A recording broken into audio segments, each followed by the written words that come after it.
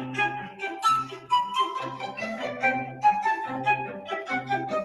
welcome everybody. I'm Marilyn Bradford, and this is the Irreverent Therapist, and I'm joined by my wonderful friend and colleague, Pam Hodling. Hello. Hello. And today's episode is called When Things Don't Go As Planned. I think we've all experienced that. Oh, I've never experienced that. No. You're sure your picnic for 100 will be just perfect, and then it rains. You're excited that your adult daughter will be living close to you, and then she moves to another state to take her dream job. You're looking forward to a fabulous vacation, and you break your leg 2 days before you're supposed to leave. Whether your expectations are for large or smaller events, if things don't go as planned, you can be devastated and just confused and upset and annoyed and angry and all kinds of things. Are there other ways of dealing with disruption and disappointment? Absolutely. That's what this call is going to be about. Well, it's so funny. What this makes me think of is my sister's wedding, which was, many, many years ago. Yes. But my sister is someone who is incredibly well organized. If you think I'm an organized person, she's even more so. And like 4 different things went wrong with her wedding, starting the night before. And it was everything from, which was, not funny, but somebody died who was a major part of the wedding. That's a big one. That's a big one. The bridesmaids arrived with their dresses hemmed to different lengths, and my mom stayed up all night hemming dresses. My little, shoes as the maid of honor that get dyed to match your dress. We were standing in dewy grass for photos, and my teal shoes bled all over the bottom of her white dress. It's like the organist for the service didn't show up, and a special family ring she was wearing, one of the stones fell out. Like so many things that there's no way you can plan, for or take care of or undo or anything. And so that to me is like the real life story that I've heard that is the most things don't go according to plan. What did you all do? How did people react? Well, it's interesting. Everything went forward. Like I said, my mom hemmed dresses late into the evening. She was able to blot the wedding dress in a way that it wasn't so visible, all the stains on it. A friend of my dad's there's something called trumpet voluntary, which is supposed to have like piano, organ, and the trumpet. So he had to play the whole thing himself, and he almost passed out. They had a singer there who had a little keyboard, so she'd hit a note and everybody would sing. So, it all went forward. Yeah. But, at that time for her, it was very hard to have things not go as planned. Yes. And, and I think that's really what we're here to talk about, is because I'm sure everybody has great stories about things kind of not going as you planned, but it's what you're bringing up is, how do you handle it? Yeah. What do you do in the face of that?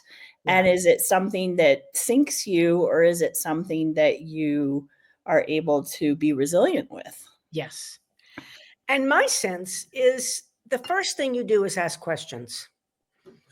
I had a trip to give a right recovery class in Ireland, in Cork, Ireland. It was quite a while ago, 6 or 7 years ago, and people were signing up and this and that. We got there was only one person who came, and I was like, okay. And so I said, okay, question. Do I stay for this? Do I go back to the US? There were 2 hosts who wanted to do it, but one paying person. What's going to create the greatest good here?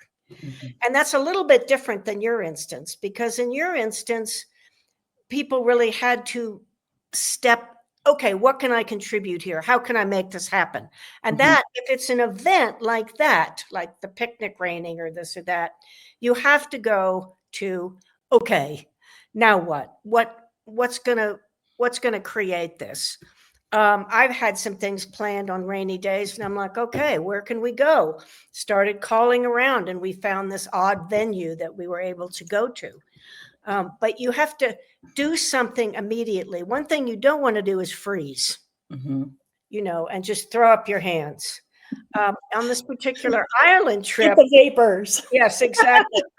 If something like this, where you're kind of disappointed and you're going to lose money on something, or people don't show up for the wedding, or people don't show up for any kind of event you have, what do? You just ask questions. Okay, so if I have the event, if I stay in Ireland, which I chose to do, what does that create? Actually, it created massively for the 3 people who did this class. And then I got a little extra tour of Ireland. I didn't kiss the Blarney Stone, but I got near it.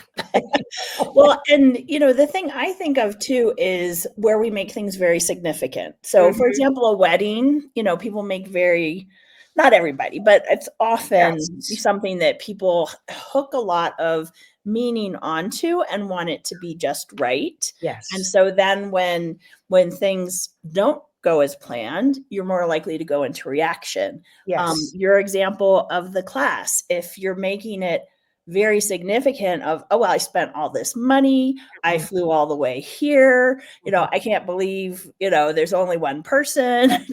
Right. Anything you make significant, it's hard to go into question, right? Yes. You tend to more go into reaction. Yes. So to me, part of it too is to take a few moments, and anywhere you're going into the significance of this thing that you put so much time and effort into, and you wanted it to turn out a certain way. There's so many tools you can use to help you get out of that significance. And, one of them is interesting point of view. I have this point of view that I want my wedding to be perfect. Yes. Interesting point of view. I have this point of view of, I flew all this way and nobody showed up, like whatever it is. I'm not, that wasn't what was coming up for you, but whatever it is, you can use a tool like that, or the access consciousness clearing statement, to kind of disperse the charge on it. Great. Disperse the charge. That's a great statement. And because then from there, you can ask those questions and actually perceive, oh, how can we handle this? We can get somebody to get a keyboard to do the music, or, you were able to ask the questions to see, actually, it is going to create greater to do this class, even though I'm doing this whole class for one paying person. But what does that ripple out into in the world? Yeah. So. Well, and I think another great question is, if I weren't in judgments or reacting to this, what would I be aware of? Yeah. That's a question I ask all the time, because that kind of goes like that. And you can take it from there. One of the other things, there's a little twist on it, but I'm very aware that there are times when I have a plan for me for the day. I'm going to get this done, and I'm going to go here, and I'm going to do that. And I'm not motivated to do any. I don't do any of it. I sit and watch Netflix or something and make a point of trying not to judge myself. But one thing that brings up for me is that old song, there is a season for everything. There's a time for everything. And when I just plan mentally, and I don't ask the question, where can I put my energy today that's going to create greater? Or is now the time to do this? Or is now the time to start on it, but let myself have some slack and maybe cogitate a little bit? I'm working on some information for a legal document, and I got quite a bit done today. And then I went, and I'm like, oh, it's now the time. It's like, no, I really need to let some ideas kind of rattle around for a day or two, and then I'll finish it. Yeah.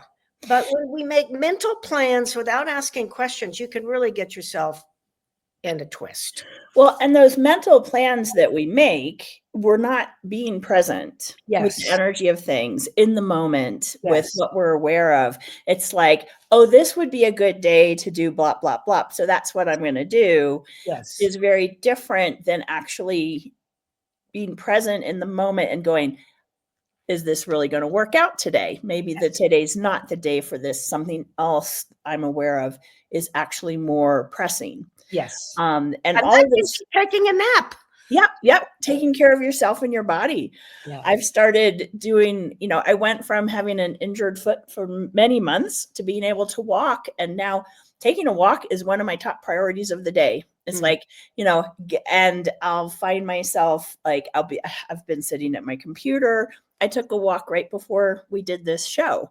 Whereas a lot of times I would have, gone, oh, but I have this, and this to do. I can get this done before the show. Now I'm actually being present with my body and saying, no, my body wants to move. And the energy that creates for me is contributes in a different way than checking things off my list. Well, and I'm not saying don't have plans. However, there's a big difference between mental plans and energetic plans, like Pam was talking about. For instance, I was sitting in a restaurant. Oh, there goes my kitty behind me. Hi, HRH. HRH stands for His Royal Highness. And believe me, that's who he thinks he is. And not all of his plans go the way he would like. He's been hanging out at his food bowl since he ate his breakfast. And he's not really hungry, but he wants to make sure there's something in there, There he goes downstairs to check again. Check it out. Let me check it out. Come on, Mom. But the other day I was sitting in a restaurant and I've been traveling a bit. I had plans. I'm not going to travel for a while. I should just stay home. I've got some legal things and paperwork to take care of. Plus I need to clean out closets and do this and that. And plan to do it right. So anyway, I was sitting in this restaurant and I want to go to London. And they're like, seriously, Marilyn? You want to go to London? And I got on the phone in the restaurant and booked my ticket. I had 24 hours to cancel. And then I got another idea about a place to stay, which is not a place I would have thought I wanted to stay, but it's so light. So currently, now I do backup plans. I do put things, I make sure they're refundable. Now the airline ticket isn't, but the credit would go to something else, but the hotel is refundable up. But anyway, I'm like, I'm going to London and I keep checking in. It's like, oh yeah. I'm like, really? Okay. Yeah. And then I thought I only was going to be there 6 days. And I thought, well, that's stupid. I should make my ticket. And every time I tried to make it for more, the energy was not there.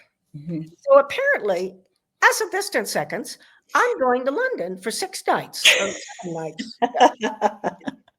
Well, and that makes me think of a tool that Marilyn and it's an access consciousness tool that we both use every day. And it's called living in 10-second increments. Yes. And the idea is, okay, if I have 10 seconds to live the rest of my life, what do I choose? If I have 10 seconds, what do I choose? And, you might be like, how do you get anything done if you're living in 10-second increments? But to me, the way it plays out in my life is it's a willingness to pivot to, and to be like, okay, this is where I'm right now. I'm heading towards going to London for 6 days. I've got things in place. It's also changeable. Yeah.